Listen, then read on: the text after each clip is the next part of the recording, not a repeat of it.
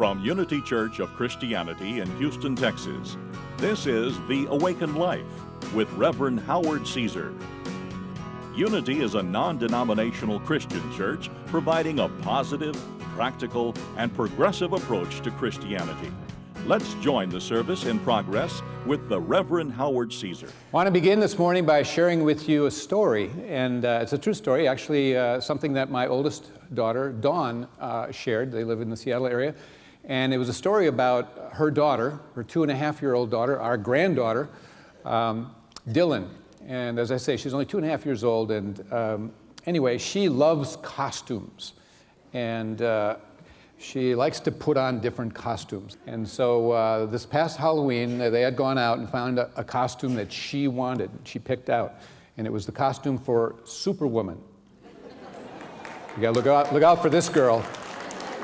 She grows up. She's 2.5 years old, wanted to be Superwoman. And so Halloween comes, and so my daughter helps her get into the costume for the first time of Superwoman. And so after she's got it on, she stands up and she kind of looks at herself, and she does one of these.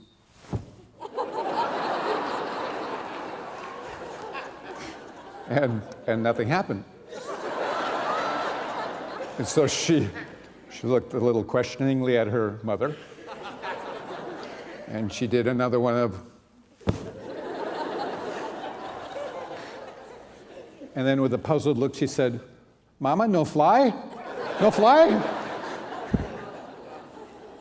Somehow she had thought, bless her heart, that the costume would help her be able to fly, based on whatever cartoons or wherever she had gotten the idea that Superman is able to fly, Superwoman.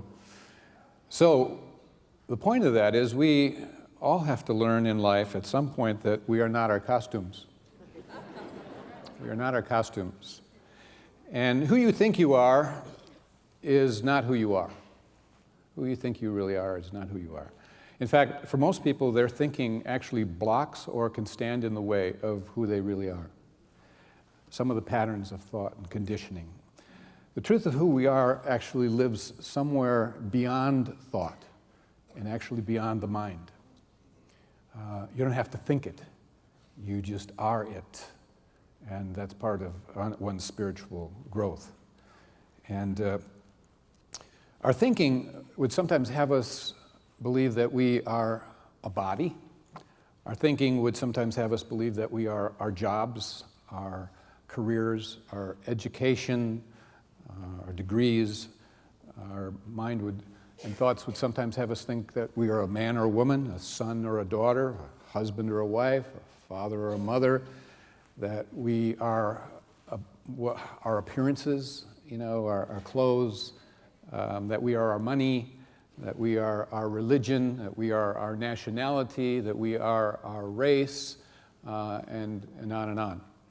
And these are all basically roles we play, or costumes that we can wear, or things that we can accumulate or achieve in life around us, externally, if you will. And we are, a lot of those things, but it's important for us to know that we are so much more. The truth of us is so much more than that. And you have to begin to identify with that other dimension. And so from the human perspective, this realm, this is the realm, and these that we're talking about really are the things from which the mind tends to live in. And we have an ego that separates us, oftentimes ego, edging God out, separates us from others with the various judgmental thoughts that we have, or the comparative thoughts we have, based again on looking externally, outward. And people can look different, dress different, they can have different personalities from one moment to the next. And most of our differences actually have to do typically with form, or they're temporal. They're not constant, they're not permanent. We don't take it with us. And therefore, if we don't take it with us, it's really not us. It's just temporal. It's not who we think we are. Anything that we can't really take with us is not us. And so, what is there then that is permanent about us? Who are we? Who are we for always? Who are we for eternity? We're actually, the way I see it, that's part of our path. That's part of our evolution of growth and spiritual unfoldment, is really, we're here to find that part of us. We're here to find the truth, the lasting, the eternal, the permanent part of who we are, how we're held to be in the mind of God. You know, in Scripture, we are told that the name for God is I am. We covered this a little bit last week in talking about Moses and the life of Moses, and Moses asked God, you know, who shall I tell them has sent me to lead them out of bondage in Egypt? And the answer that God gave Moses was, I am that I am. Tell them I am has sent you. Tell them I am has sent you. And so it essentially is saying it's not going to be Moses that's leading the people out of Egypt, okay, and out of bondage. It's really going to be the I am. Whatever that I am is going to be leading from within Moses. And it's the God within. And so it's not Moses doing it. And the point here is that all of us have the I am of God in us. What's the name of God? I am. Now, jump forward with me, if you would, into the New Testament and some of the things that Jesus Christ's ministry was about. And we have said on past occasions that Jesus was both human and divine. We said that Jesus, the name Jesus, was really representing the person. It stood for the man. It stood for the human Jesus. That was his name, Jesus. And then Christ really was the divine. Christ was the word for the divinity that lived in Jesus. Christ was not his name, okay? It was a word that stood for God in him. It referred to the divine in him. It referred to really the I am. And Jesus' life, if you recall, was about really bringing us into the realization and the truth that we are essentially, well, things like we're not a body. Life is not about things that moth and rust doth consume, to quote him. That we are not an ego. We are not to be about judging by appearances. We are not separate thinking. We are not our past. We are not our history. We are not all the physical stuff that we gather around ourselves. But what we are is, and this is what he sought to teach us, we are a ray of light. You know, I'm the light of the world. You are the light of the world. You are a ray of light from the divine. And therefore you have the potential to spiritually evolve to where you can become like Jesus. Now think about that. How does that strike you? A lot of people, they really have a problem accepting that they could possibly be like Jesus. It seems so far off for some of us, you know? And that's okay. You get over it.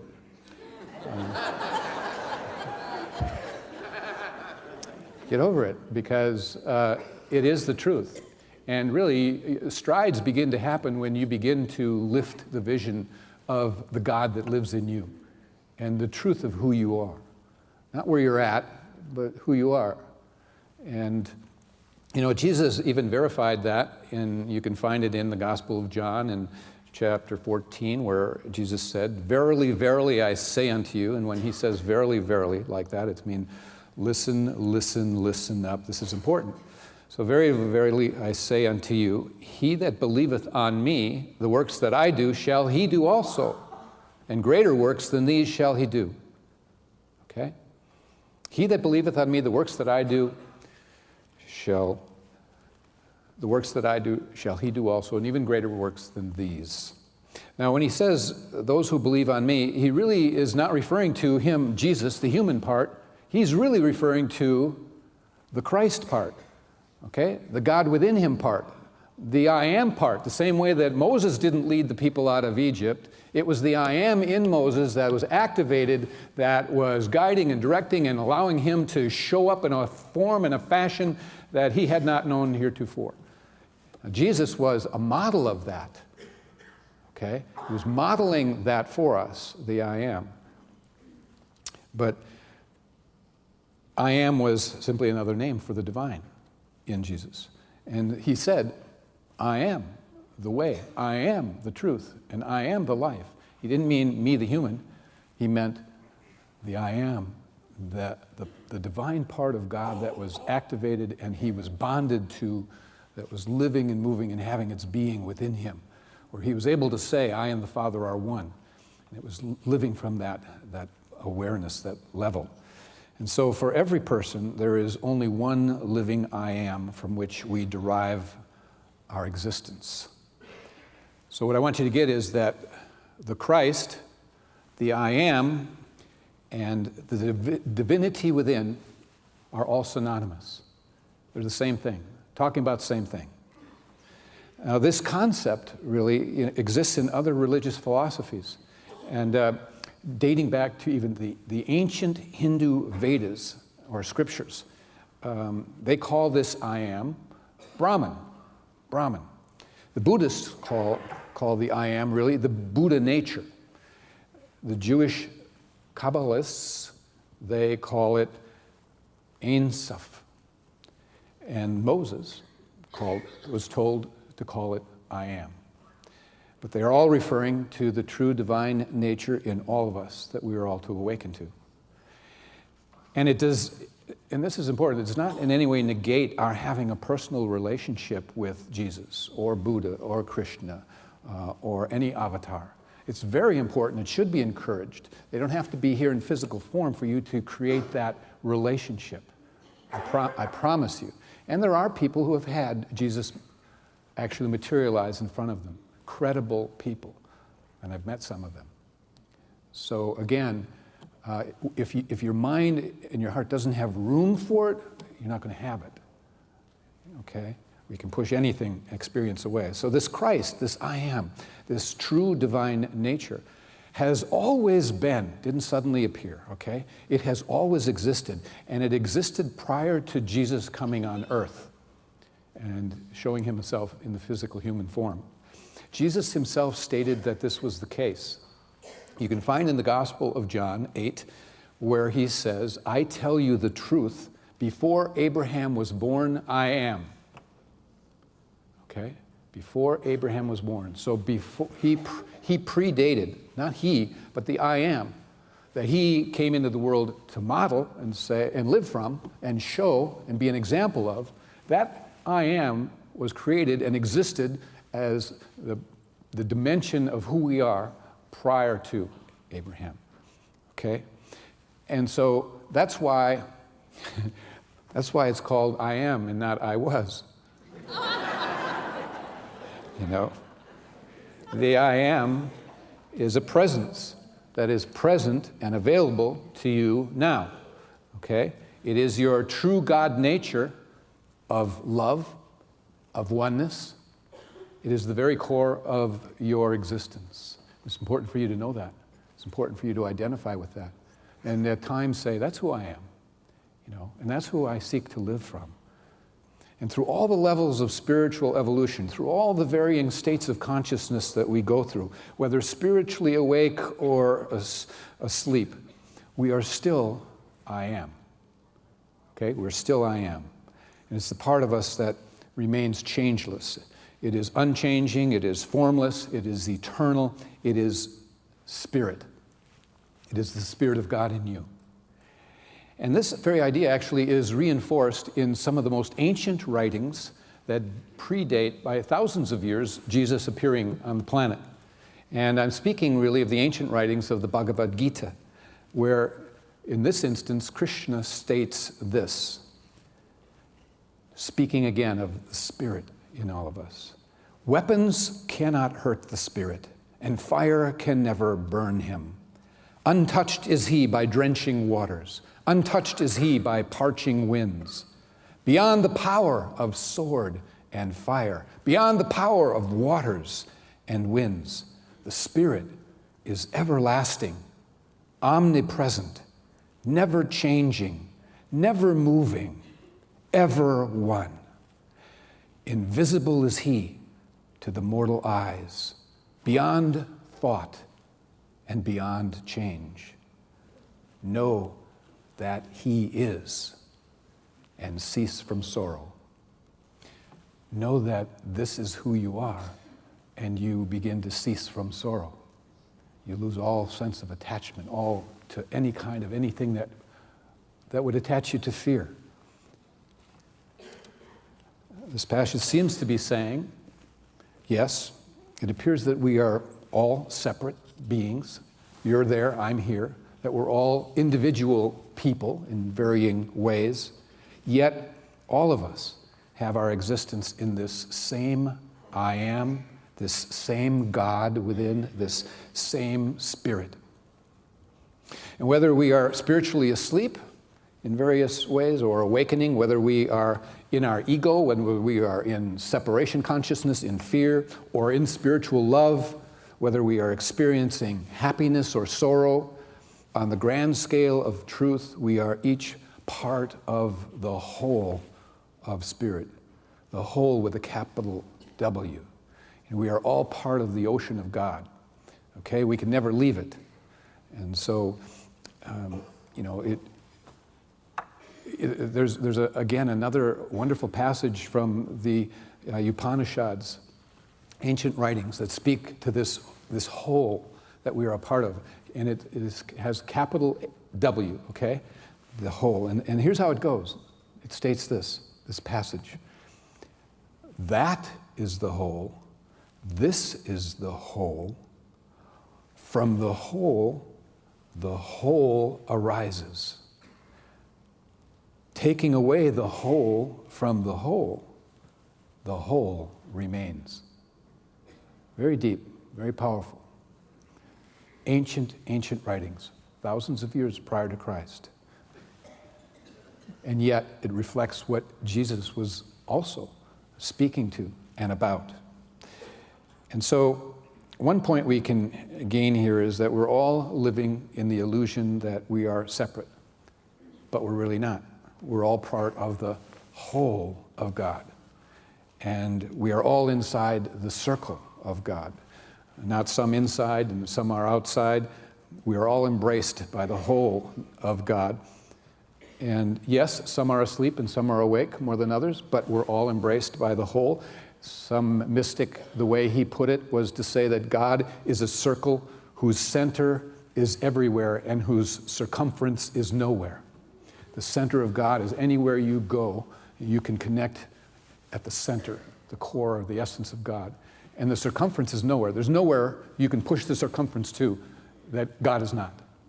Very powerful, mystic. Jesus' mission was to awaken us to the truth of who we are and our relationship with the divine, with each other, because we're part of the whole, because we're all part of one family. We're all brothers and sisters. And actually what Jesus was saying is, as Moses said, the name for God is I am that I am. So he was saying, I'm that I am that I am, I am that I am. In other words, the I am in me is that I am in you. In other words, he couldn't see anything but God in every person. He couldn't see anything but the I am. No matter how far removed a person was, no matter how spiritually asleep they may have been, that's all he could see. So Jesus talked a lot about the kingdom of heaven. And, people of that day thought that he was coming to bring forth a kingdom and establish it out there somewhere for a select group, an exclusive body of people. That was not the case. Religion then took this idea of the kingdom of heaven and portrayed it as almost only basically a future place that one has to earn their way into, and that they basically find out the decision whether they made it in or not at the point at which they transition or shortly after death. That's the concept, isn't it? Yeah.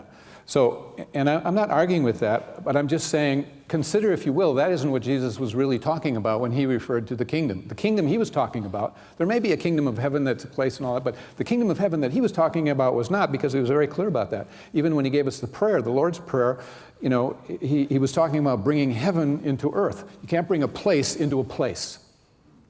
All right?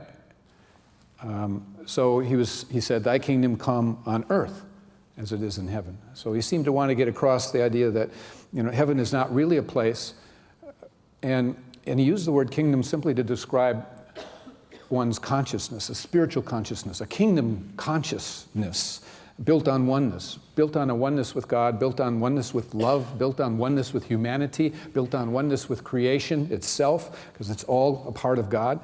And so it was this inner kingdom that he was talking about. And Jesus even attempts to clarify that, and you have it in your own scriptures. If you go to the Gospel of Luke, chapter 17, you will find where the Pharisees demanded that he tell them when the kingdom of God would come. And Jesus' response to them was, quote, "The kingdom of God cometh not with observation, neither shall they say, lo here or lo there, for behold, the kingdom of God is within you."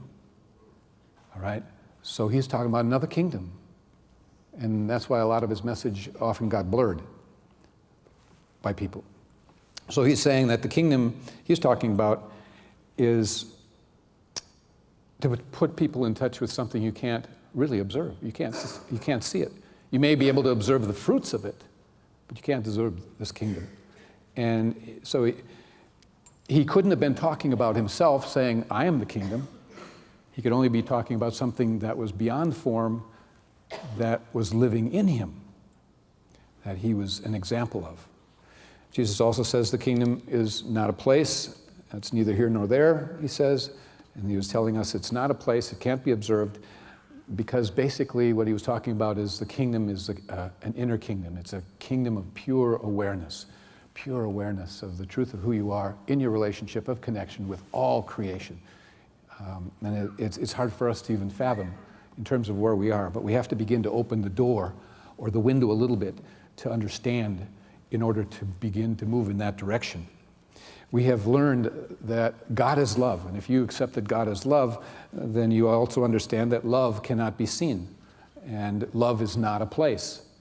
Okay? God is love, and you can see the fruits of it. Love is something that's of the heart. You know, it's beyond form, but it's within you. And so God is love, and as a creation of God, you have to understand then that love is what you are.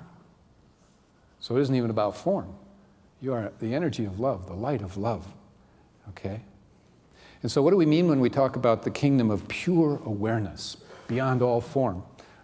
You know, sometimes a person can fall into the thinking that this life, you know, is for seeing how much you can get out of it. Some people at various stages, that's what it's about. Seeing how much we can get out of the human experience. That it's about finding more leisure, more things, more pleasure, more fun, more ease for oneself. And I'm certainly not saying that fun and pleasure are not to be a part of life. I'm not saying that. In fact, there's a lady that just this week told me a story that her mother told her, okay, about this idea about really keeping a balance in terms of not getting too serious about life, but also just the appropriateness of experiencing life. Anyway, the lady, her mother in her 80s told her this story. And of course it's a fictitious story, but the story has a point. And there was this man who was living his life very conservatively and trying to just be perfect in every way. And he finally died and he went to the pearly gates. And there he was met by St. Peter, who said that he had to ask him a few questions to determine whether or not to let him in or send him to that other place. And so St. Peter began to ask him questions, and he asked this man who had lived this very conservative life, he asked the man, "Did you ever dance?" The man said, "Nope." He said, "Did you ever go to the movies?" The man said, "Nope." He said, "Did you ever even have one glass of wine?" "Nope." "Did you ever attend any parties?" "Nope." "Were you ever intimate with a woman?" "Nope." St. Peter looked at him and he said, "Go to hell for being stupid."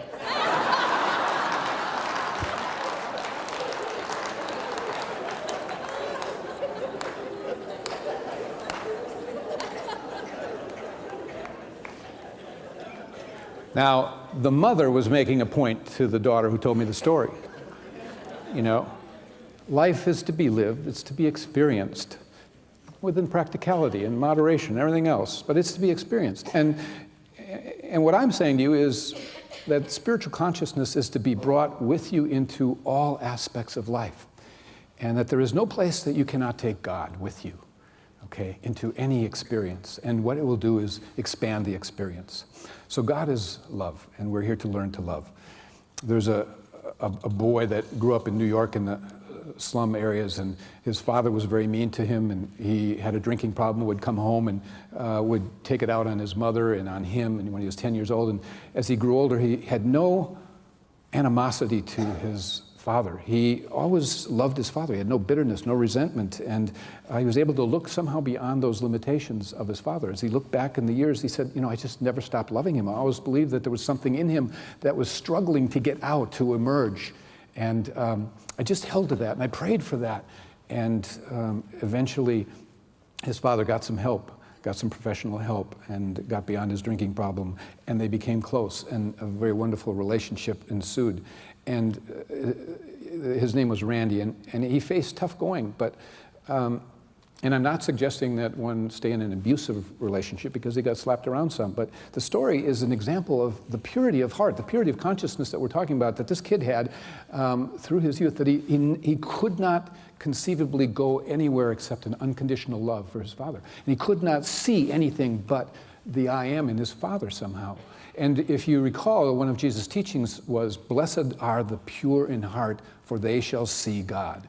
In other words, they cannot look at anyone and not see the divinity, no matter how far removed whatever the appearance of their life may be at this point in time. So the point is that you and I may have people that are difficult to deal with or difficult to love, but it's for us to get into that place if we can. Because once we begin to see it, we help people emerge, just as Randy did for his father seemingly, is to bring that out, that which he always saw was within him. So this week, remember, we're all family.